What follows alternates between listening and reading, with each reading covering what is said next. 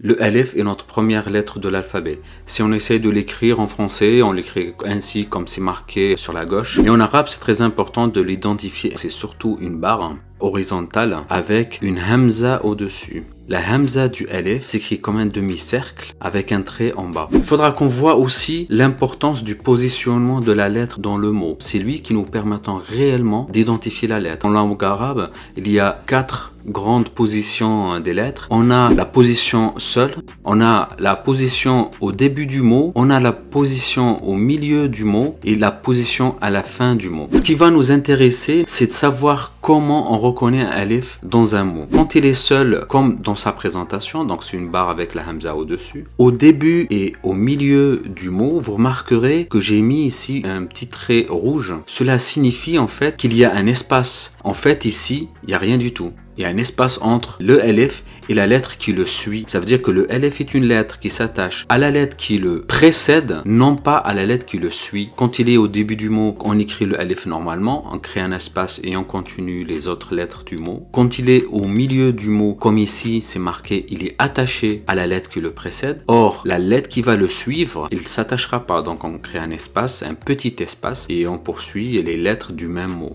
Quand il est en fin de mot, donc il termine le mot comme c'est marqué ainsi. Si tu as aimé cette vidéo, clique ici pour apprendre à faire la salutation en arabe.